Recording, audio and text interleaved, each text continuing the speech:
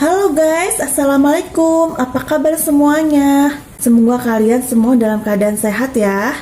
Selamat datang di Anindya Channel 99.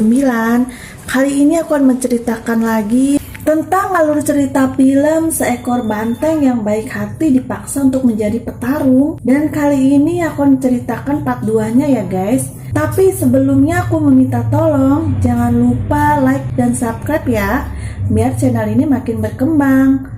Oke guys, kita lanjutkan part 2-nya ya. Di peternakan itu dimana Ferdinand berasal, dia bertemu lagi dengan teman-teman masa kecilnya. Ada Pons, Guapo, Akus, Martina, dan Valiante.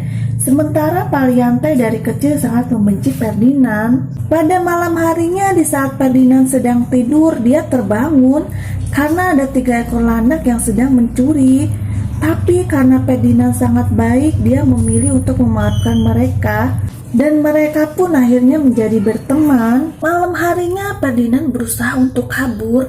Dia akan melewati pagar, tapi ternyata pagar itu sudah dialiri oleh listrik. Akhirnya dia pun tidak jadi kabur. Keesokan paginya mereka kedatangan tamu, seorang matador yang sangat hebat. Matador itu bernama Elbimero, di mana ia menginginkan seekor banteng yang sangat kuat untuk pertarungan terakhirnya karena sebentar lagi dia akan pensiun. Semua banteng pun dikeluarkan. Mereka menunjukkan kekuatan mereka masing-masing agar bisa terpilih oleh Elbimero. Tapi karena Ferdinand tidak mau bertarung, dia diam saja, yang membuat formasi dari para banteng kacau. Elbimero pun kecewa dan ia akan memberikan mereka satu kesempatan lagi. Kemudian para banteng melihat Guapo yang akan dibawa untuk dipotong dan dijadikan daging segar. Karena Guapo dianggap tidak bisa bertarung, para banteng pun berlatih sangat keras agar mereka tidak bernasib sama dengan Guapo. Kecuali Ferdinand, dia masih yakin kalau ia bisa kabur dari peternakan. Kemudian Ferdinand melihat para banteng yang terlalu tegang. Akhirnya Ferdinand pun mengajak teman-temannya untuk kabur dari peternakan. Namun sangatlah susah mengajak mereka karena bertarung adalah prinsip yang mereka tanamkan dari kecil. Tapi Ferdinand mendapat dukungan dari Lupe. Di malam harinya Ferdinand pun berusaha untuk kabur lagi. Dia mengajak ketiga teman landaknya. Mereka menyusup masuk ke dalam rumah. Namun di sana mereka melihat tanduk-tanduk dari para banteng yang dikalahkan oleh para matador. Dan tidak ada yang selamat di antara mereka. Ferdinand pun menyadari kalau para banteng tidak akan bisa mengalahkan matador dan akan berakhir sama dengan tanduk-tanduk tersebut.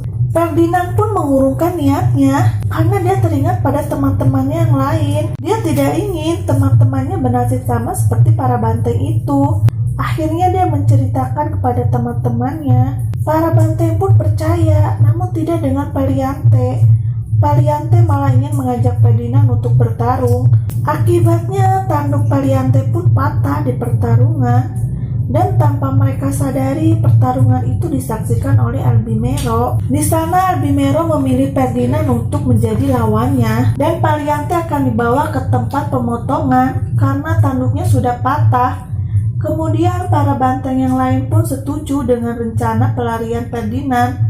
Namun sebelum itu Ferdinand ingin pergi ke tempat pemotongan untuk menyelamatkan Valiante. Di sana ia memasuki tempat tersebut. Ferdinand pun mencari Valiante dan akhirnya ketemu. Ferdinand berusaha membujuk Valiante untuk ikut dengannya, tapi Valiante menolaknya. Di sana Ferdinand mendengar suara Guapo yang ternyata Guapo masih hidup. Singkat cerita, Valiante, Guapo, dan Ferdinand berhasil keluar dari tempat pemotongan itu. Namun aksi mereka terdengar oleh para penjaga. Mereka pun kabur menggunakan mobil bak, namun mereka masih dikejar oleh para penjaga itu. Malam berganti pagi. Di sana mereka berniat pergi menggunakan gerbong kereta api. Mereka pun mendorong gerbong tersebut. Mereka pun berhasil menyatukan gerbong dan kereta api.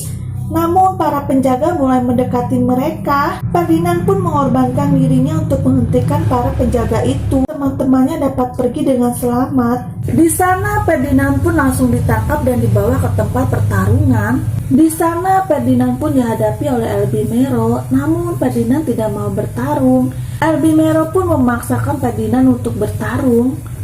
Ferdinand tidak sengaja mengambil kain merah Elbimero. Elbimero pun mau merebutnya kembali, namun Elbimero dibuat malu oleh Ferdinand. Elbimero yang marah ingin menusuk Ferdinand. Pertarungannya malah kebalik, justru Elbimero yang kelihatannya seperti banteng dan Ferdinand menjadi sang matador, yang membuat para penonton terhibur. Karena kesal, Elbimero pun mencari senjata tajam. Akhirnya Elbimero berhasil mengenai Ferdinand. Ferdinand yang kesakitan marah dan hampir menanduk Elbimero. Ferdinand pun tersadar dan dia menyadari kalau ini bukan dirinya. Akhirnya dia melepaskan Elbimero. Elbimero pun mengambil pedangnya dan ingin membunuh Ferdinand. Ferdinand pun tidak melawan. Dia malah duduk di hadapan Elbimero, yang membuat para penonton kasihan. Akhirnya para penonton meminta kepada Elbimero untuk melepaskan Ferdinand. Elbimero pun dengan gagah menyetujui itu. Tak disangka Nina datang di pertarungan tersebut dan langsung memeluk Ferdinand. Mereka berdua pun sangat senang karena bisa ketemu lagi. Kemudian para banteng yang kabur tadi pun datang untuk menyelamatkan Ferdinand karena mereka pikir Ferdinand akan dibunuh oleh Elbimero. Si pemilik peternakan pun terharu melihat pertemanan Nina dan Ferdinand. Akhirnya ia pun memberikan bantengnya kepada Nina. Oke guys, film pun berakhir dengan mereka hidup bersama dan melihat kedamaian di sore hari. Sampai jumpa di alur cerita film selanjutnya ya. Assalamualaikum, bye-bye.